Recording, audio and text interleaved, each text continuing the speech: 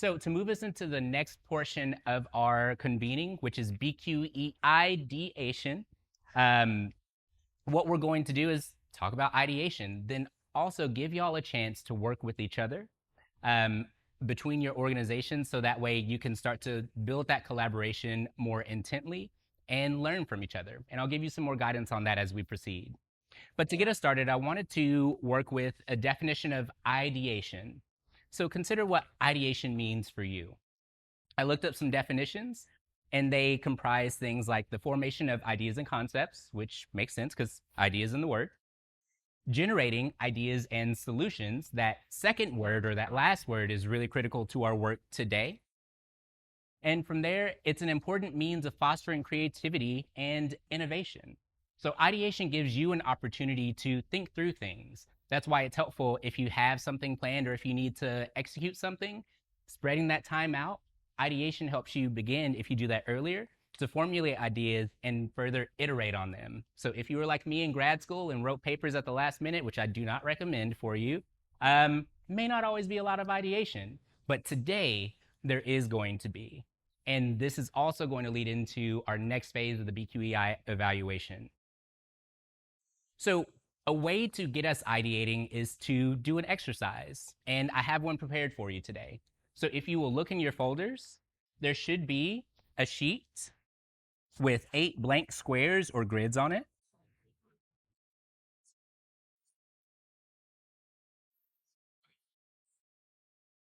Excellent. Perfect. All right, so find that sheet. Again, it has 8 square grids or squares on it, and have a pen handy.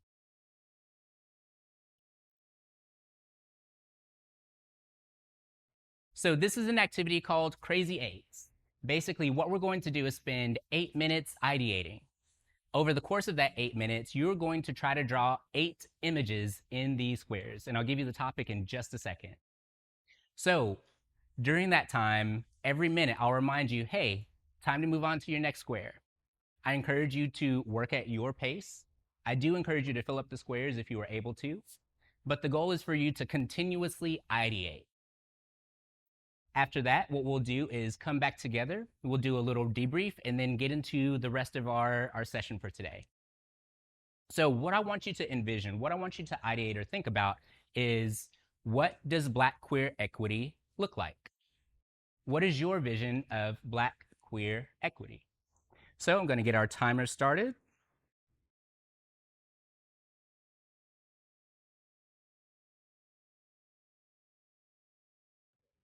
Are you giving us a prompt for each? That's the prompts for the entire thing. For the entire. Yes, so each minute you'll draw a new idea of what Black queer equity looks like. You can build on it, you can create something new, but the goal is to continuously think about it during this time. All right, if we are ready, start now.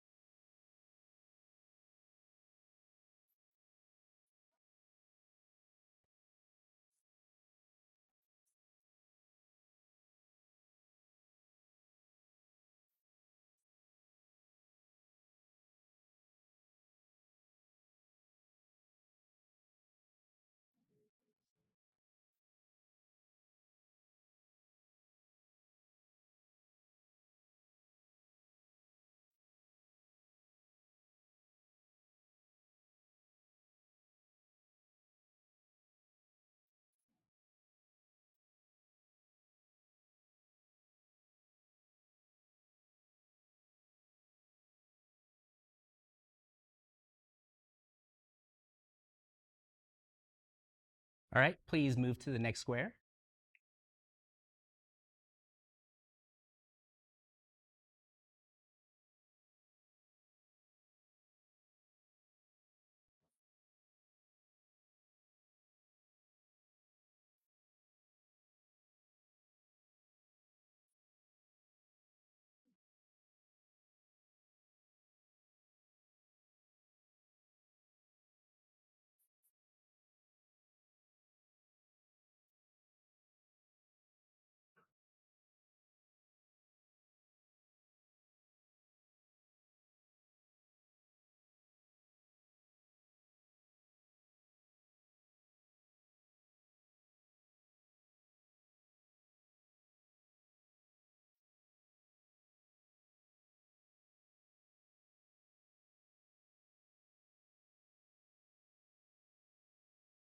All right, please shift to your next image.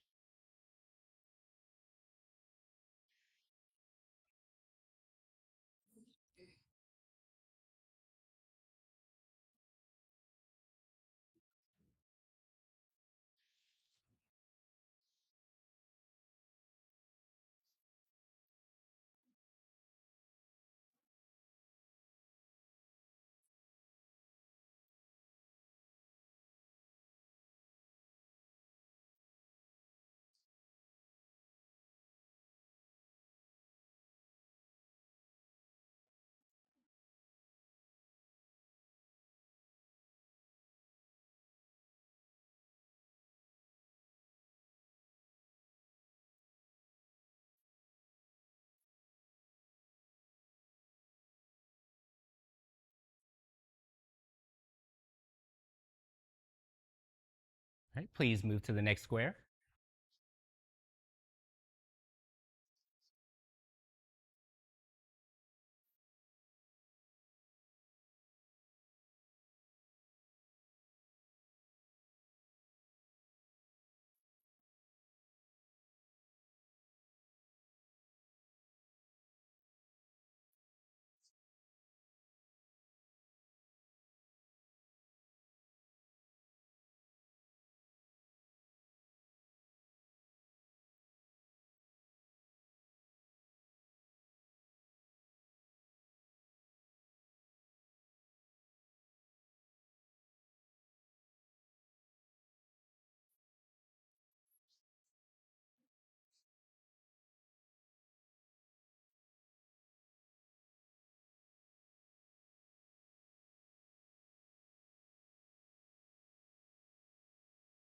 All right, now your next image.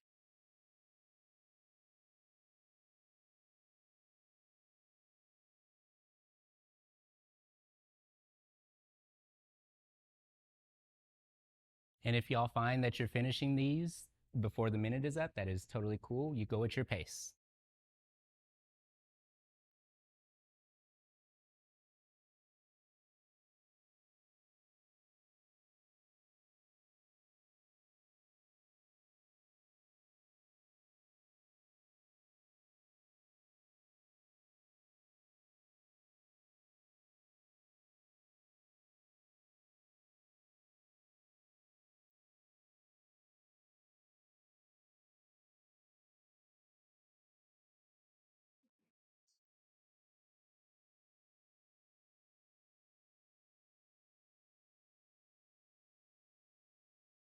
All right, now time for your next square.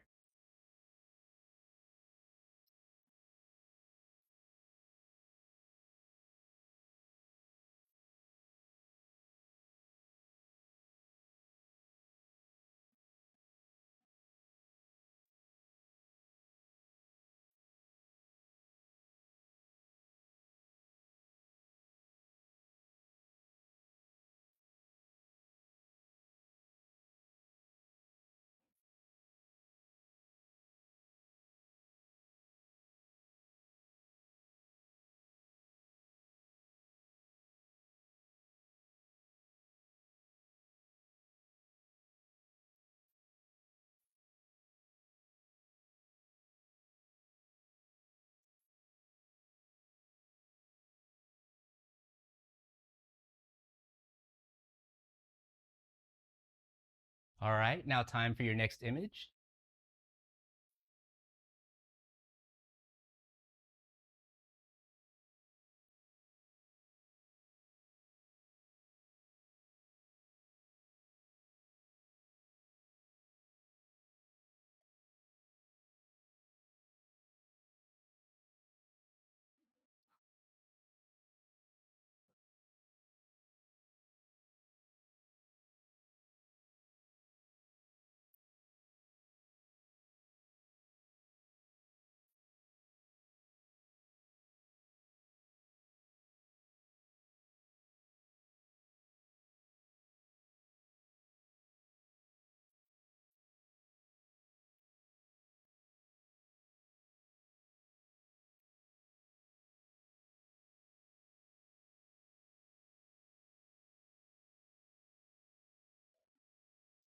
And now time for the final square.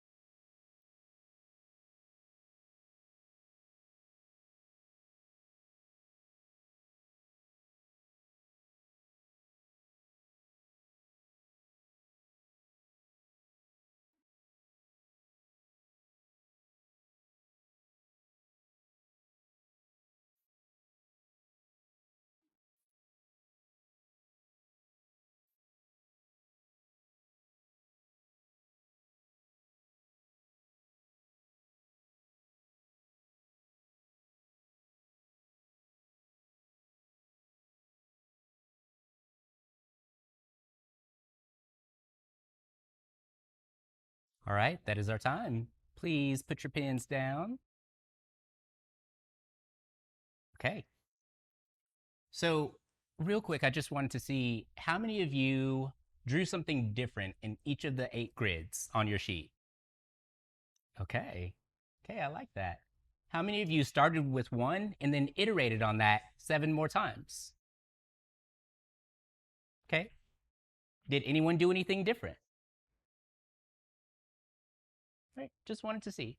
So, when you think about your vision or visions of Black queer equity, consider what was coming to mind for you. While we may not do a deep dive into those today, those things are going to be critical to the work that you do with each other, to the work that you do when you go back to your organizations in your everyday jobs, but also in your day to day life. Consider what these visions mean for you and what it would take for them to come to fruition. What resources would you need? What would need to be changed in terms of society, your organization, or maybe even yourself? And how do you incorporate these into an action, something beyond ideation, something beyond just how we think about what Black queer equity means or what equity for any community, whether singular, though that's not a real thing, or intersectional in nature? So these ideas are going to inform, again, not just how you work with each other today, but the work that you continue to do. Because without a vision for Black queer equity, then what are we operating from? And without a vision for Black queer equity specifically, how do we know that we're attending to the needs of a community, our community? How do we know that we're doing what we actually need to? That's why starting with ideating, starting with strategizing and planning is such a critical component of this and how we move forward. So, as we get into more of our session today, I wanted to talk a little bit about the BQEI. So, for one, you do have materials in your folder that explain this more in depth because I'm going to do it easy breezy, real high level for us today. But that's a critical piece of how we're doing work today. And that was also another piece of what y'all asked for in terms of how to make changes in line with the BQEI and your results on it. So there are a few things that influence the development of the BQEI. The murder of George Floyd and the response from America and organizations that fell through. Well, sorry, it didn't fall through, that those organizations did not follow through on.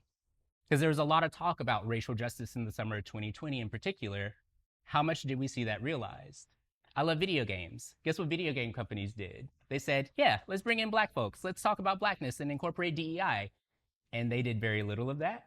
And they have been one of the major industries laying off folks, which is another piece of how we address economic empowerment and what happens when organizations function like that.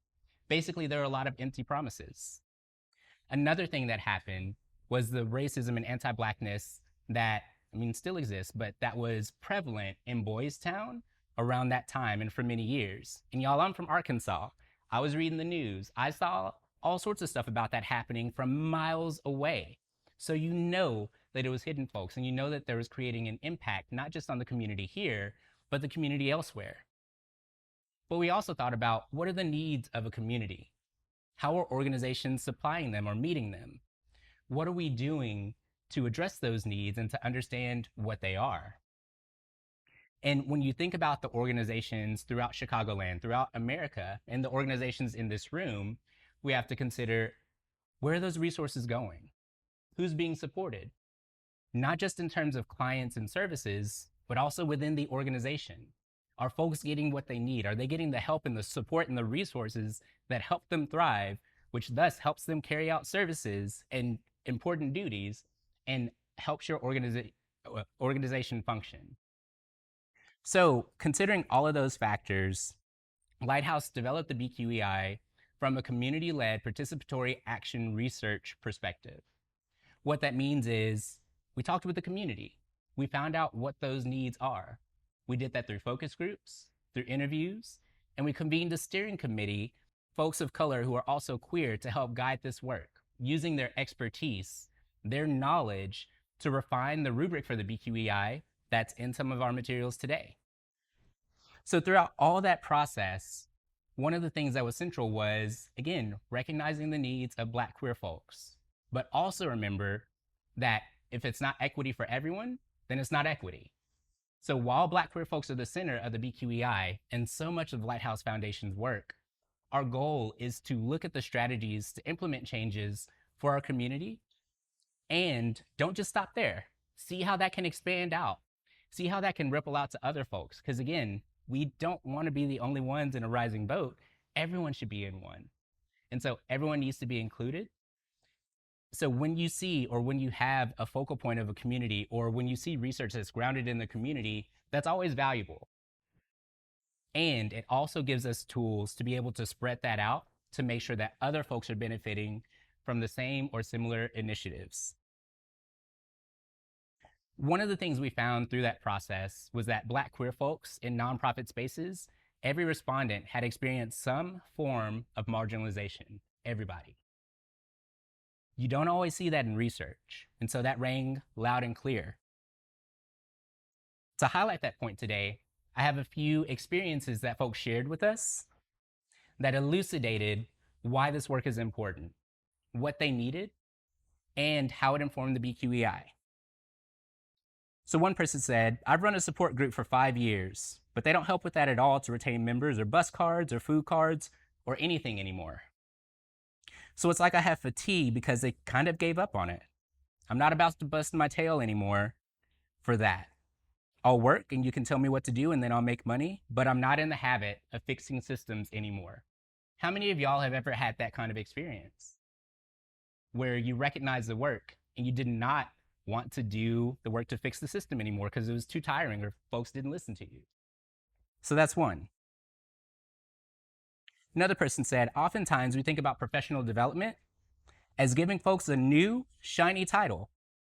And we actually give them titles well beyond their ability to sustain the role. I think about what does professional sustainability look like? Because I know that there are a lot of folks getting these lovely titles and they have a beautiful resume that, in my opinion, is a lot of cosmetics. But they move beyond the space that they were incubated in and they are not able to sustain that.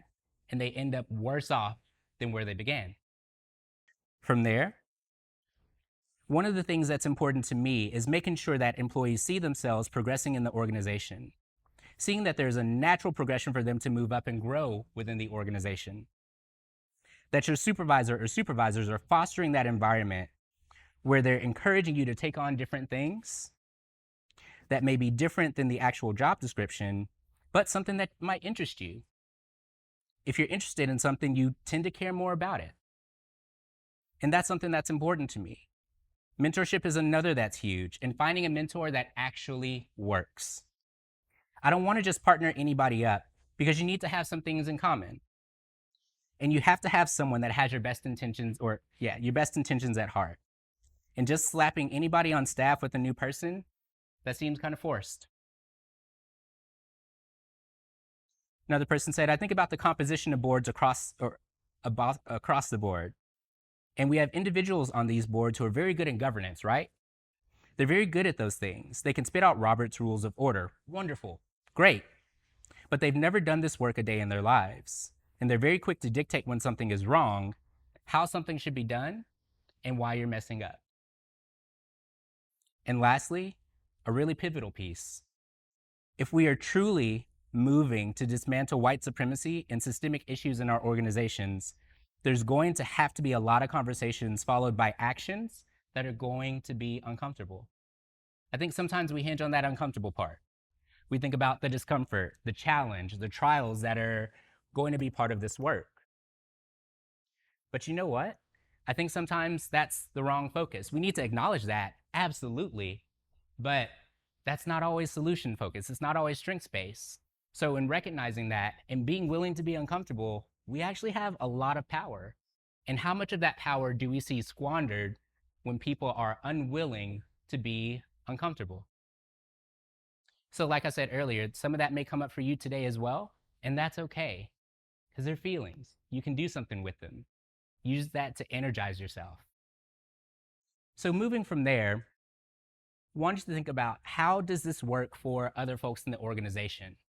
Again, when you uplift Black queer folks, you do that with a mind for the disproportionate, number one, compounded, number two, marginality that Black queer folks especially experience. That's not to say that anyone else doesn't, but it does say that there are some very particular experiences that we have that inform our work, that inform our health and well being, and that inform our willingness sometimes to engage with an organization, especially when we don't feel like there's buy in.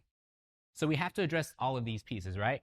We have to bring them together and understand that without moving equity or equitable practices out to other communities, we're not practicing equity. Because if only one community or only one group is benefiting, then that means that other folks are losing. And that's not what we're saying here. We're saying this is our starting point, and this gives you tools and ideas and strategies to spread that out to other folks. There, I also want to highlight the impact on clients.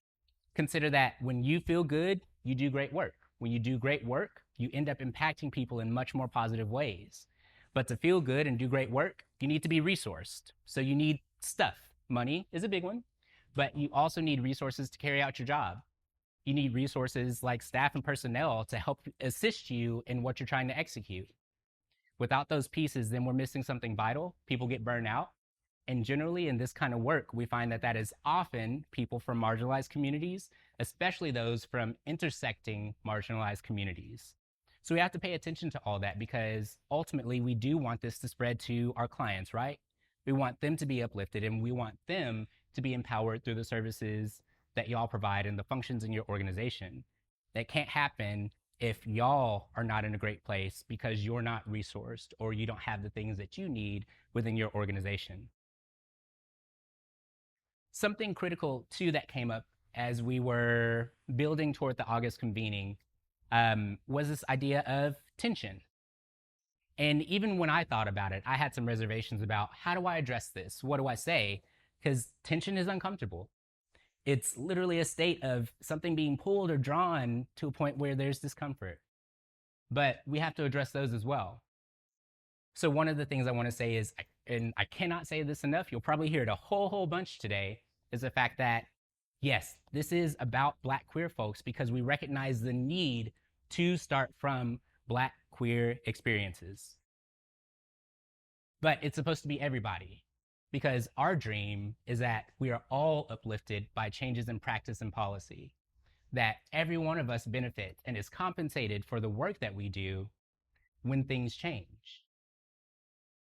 So having a focal point is definitely not a bad thing. And if you know that there's a group or a person or just people in need, yeah, it's okay to listen to their needs and figure out how you can expand that out.